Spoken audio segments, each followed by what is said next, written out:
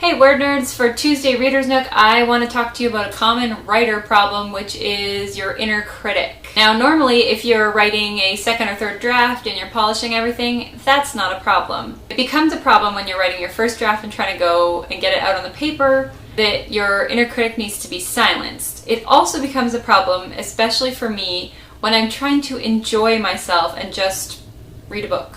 So what do you do when you want nothing more than to get your inner critic to shut up?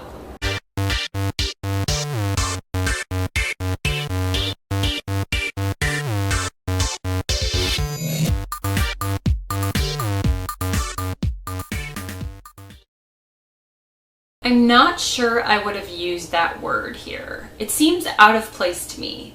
I mean, what with the voice, doesn't it seem out of place to you? Will you be quiet? This is a good part.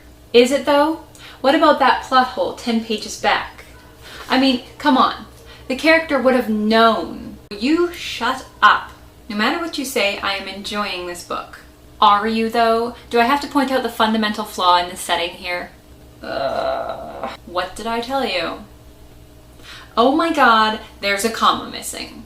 Here, right here. Do you see this? Outrageous.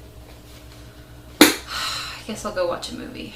So obviously sometimes the inner critic is not welcome. I know that I have to work hard to turn off mine sometimes. Occasionally I just want to read a book for fun, and it doesn't even have to be the most well-written book. If the story is really interesting and engaging, I want to keep turning the pages. I want to read and just relax and not worry about sentence structure or plot holes. Of course, I'm not saying I want to read a book full of plot holes and grammatical errors, but occasionally I can look past a couple of these things if the story is really good. In order to turn my inner critic off, I usually start the book by telling myself that this is strictly for fun.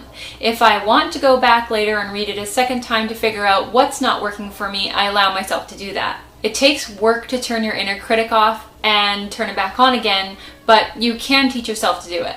Also, just so you know, the book that I used in this video is Neil Gaiman's The Graveyard Book.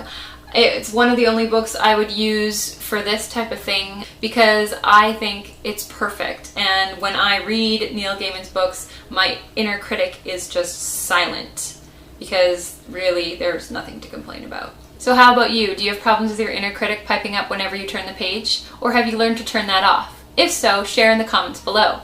Don't forget to tune in on Sunday at 7:30 Eastern Standard Time. The WordNerds are having our live chat. Thanks for watching, fellow WordNerds, and I'll see you next week.